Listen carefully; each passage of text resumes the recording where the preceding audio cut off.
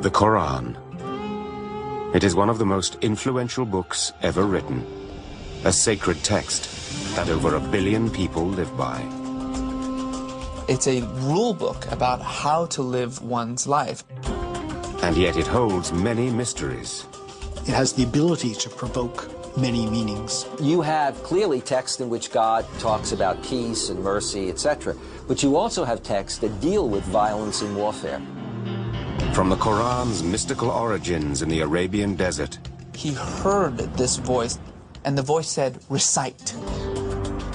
To its dire warnings of justice and retribution. The Quran is not shy about explaining the explicit punishments that people will suffer in hellfire. What is at the heart of this sacred book? What are the secrets of the Quran?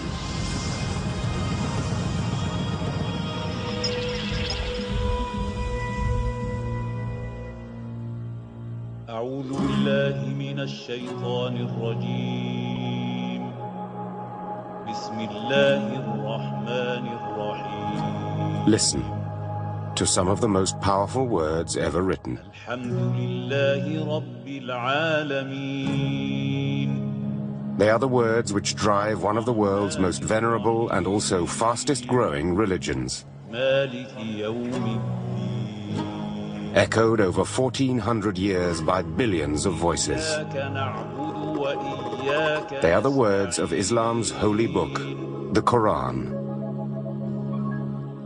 Muslims believe that the Quran is something that was revealed by God directly to the Prophet of Islam. It's not merely what God inspired his prophet to say, or say a history of some important event. It is actually God's own message to the world.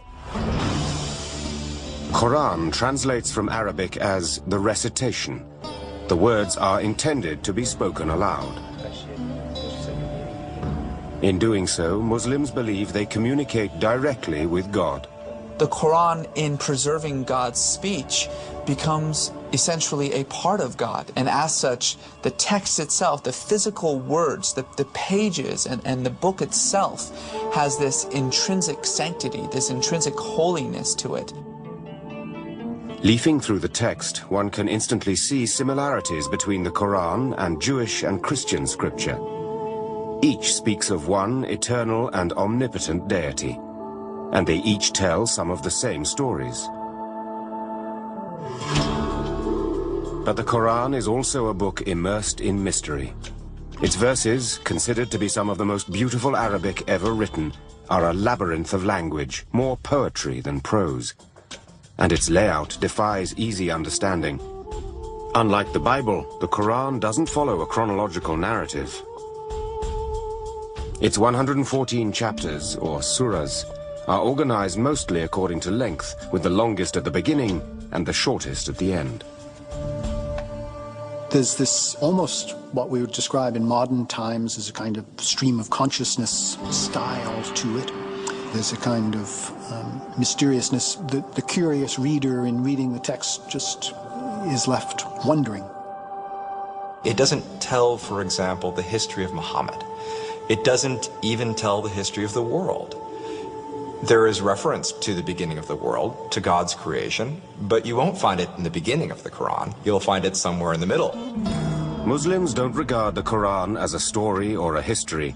They believe it to be God's message to his created people and his guide to steer adherents along the right path. It's a rule book about how to live one's life, about how to define one's morality, how to experience the world and the struggles and the conflicts that the world brings about. Interpreting the Quran's meaning is not easy. There is no single governing religious body in Islam, no Vatican to tell believers how to navigate the complications of the text. Each person's understanding of the scripture is his own.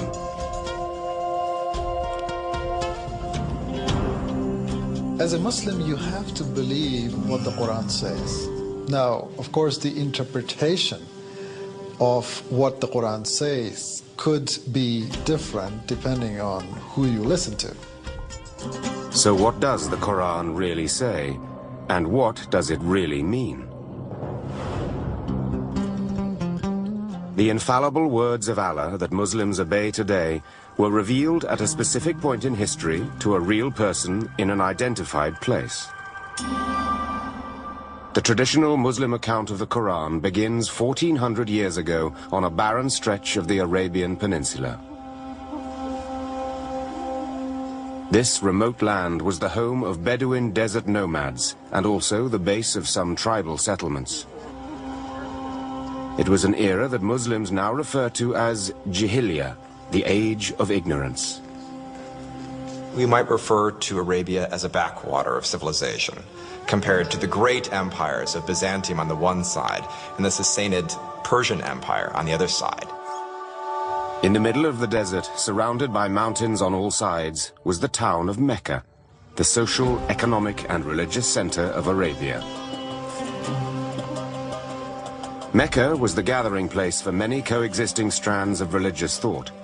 Some Arabs at the time had adopted the monotheistic beliefs of Judaism and Christianity, and the stories and doctrines of those faiths were well known throughout Arabia. Pre-Islamic Mecca was a city that was teeming with Jews and with Christians. So there was this stew of various Christian thoughts and various Jewish thoughts. However, the religious landscape of 6th century Arabia was dominated by a pantheon of gods and goddesses. Every year, pilgrims flocked to Mecca to pray at the Kaaba, a shrine that had evolved into the sacred center of worship for their myriad deities and idols. They believed in the existence of God, but God was in a sense far too distant to be connected to the actual everyday activities of human beings. So these idols would be the intermediaries between them and God. By the mid-6th century, 360 idols were housed in the Kaaba. The annual pilgrimage to the shrine bestowed huge economic benefits on the Quraysh, the tribe that controlled the sacred site. And all of these guys who are coming through, they have to make some offering. They have to pay some kind of a tax. So it's a very lucrative business. The Quraysh had amassed a great concentration of wealth. While the leaders grew rich, most people in Mecca lived in abject poverty.